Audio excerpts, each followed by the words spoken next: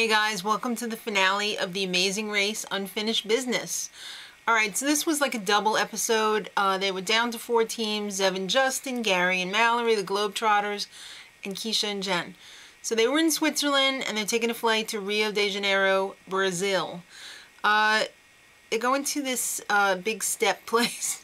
Steps, ever since the Survivor thing, has made me like nauseous. The Globetrotters, they have some advice for the girls on transgender and for recognizing guys dressed up as girls. Check the neck. And I've heard that before because apparently guys have these really large Adam's apples and like females don't really have those. And they said check the hands and the feet too. Whatever, I mean, does it really matter? Anyhow, the sneaky trotters, they got their flight first and it was the best flight. Zev and Justin snuck in there and also got that flight. But when the other guys asked about that flight, they were like, oh, we didn't get ours yet or whatever. And then they found out, well, our flight was booked for 5:40 and yours is getting it at 7:30 in the morning. They ended up switching to the Globetrotters flight. So they didn't really get away with it. Everyone got there right away except the Trotters. They missed the tram to go up to the steps and they tried to stop it. Everybody said, no, don't do it, and they ended up missing it, so they were behind by 30 minutes.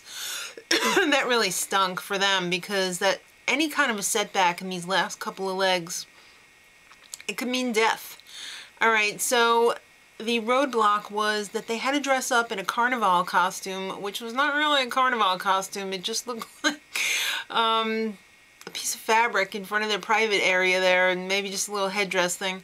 And their sneakers. Couldn't they have given them a better costume to wear? Because that was pretty pathetic. And they had to learn the samba, which is not easy, especially if you don't know how to dance, and lead the group in a parade and then perform before like the samba lady, and she either says like yay or nay.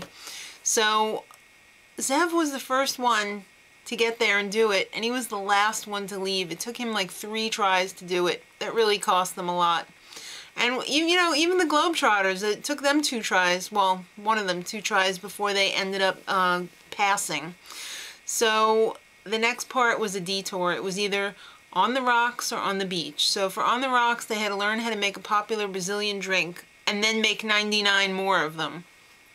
On the beach, you had this umbrella with a bunch of bikinis on it, and you had to go around and try and sell the bikini tops to the chicks on the beach and actually get them to put it on and like say, woohoo, look at my chesty.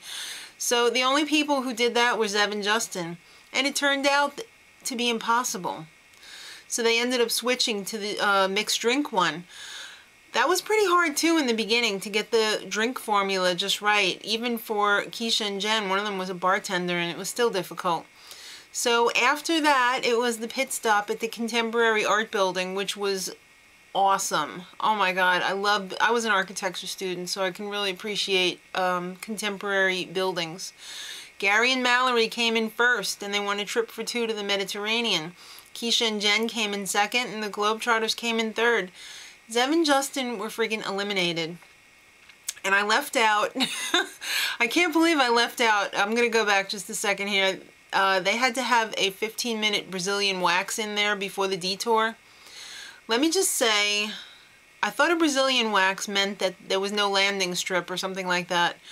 But I guess since it only took 15 minutes, they never got to the private parts area. It seemed pretty tame for everybody except for Zev and Justin because they seemed like they had the most hair. They had the most to lose. And Justin at one point was like saying, just as it was getting to be over, that he was going to punch the lady in the face. It's a good thing that time ran out because I had a feeling it was going to come to blows. Alright, so like I said, Zev and Justin were eliminated, and I felt really bad for them. I actually cried because I was so hoping that they were going to be able to win because Zev has autism and my son has autism, and I just thought it would have been awfully cool, but it was not to be. But they had a good attitude about the whole thing, so, you know, it's a win-win. Next part of the race, the final part, they're flying to Miami, Florida, and everybody's ended up on the same flight. Cute moment. Gary was pushing Mallory around in one of the luggage carts, kind of cute. The Trotters ended up ditching their luggage because they didn't think they needed it anymore, and they didn't. Gary and Mallory, when they got there, suffered a devastating blow. Raj, from what's happening, was their taxi driver, and he did not know where the hell he was going. I mean, did the guy even speak? He was just like, the whole time. They should have ditched him immediately and gotten somebody else, but how the hell do you know? And it's kind of sucky that something like that can cost you the whole game. Well, they had to go to the marina where there was a roadblock. One person had to learn how to use a forklift and use it to put a boat in dry dock. It wasn't that easy, but it really wasn't that hard, I don't think.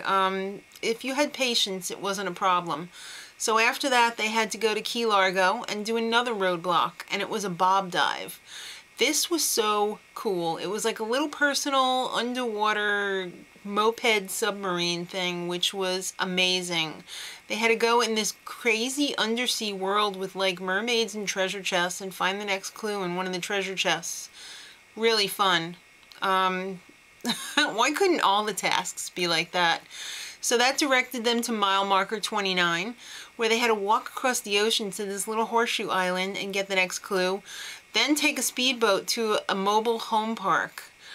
They had to create a little vignette of the mobile home and the little picnic table and the grass rug and the awning and all that and the flag, and they had to match the photo exactly, which wasn't that easy for Keisha and Jen and the Trotters because it took them a while to realize that their table wasn't set right. So the last leg of the race, the last task, the last challenge was to go across the 7-mile bridge on a bicycle. That is not easy to do, especially with the wind fighting you the whole time, the heat, and you're exhausted to begin with because you've been racing the whole day.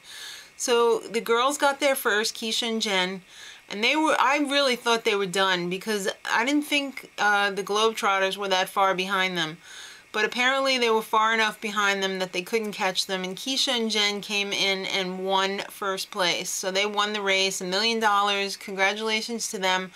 I was crying again. I don't know whether I'm just hormonal or what, but it was really nice. They did it for their mom. That was the incentive, and it just happens to be Mother's Day today, so it was just so cool. And then the Globetrotters came in second. Why was Ken so happy? He had a puss on when Gary and Mallory came in. I'm thinking that he didn't really like them, but he liked Keisha and Jen, whatever. I don't know, Ken. I don't know what your issues are. It's kind of weird. The well, yeah. I just gotta say, I love Zev's pajamas at the end. That was kind of cool. He whipped out the satin pajamas again. Too bad Justin didn't have a matching pair on. But I thought it was a good season. A lot of people were complaining. I got to give a shout out to Mary Duda because I did not give her a shout out last season. So Mary, I didn't forget about you. I was thinking about it. And here's your shout out, Mary Duda. You rock. All right, kids. So I guess till next season of The Amazing Race, I hope it's going to be just as amazing as this season was. We can only hope, right? Till then, much love.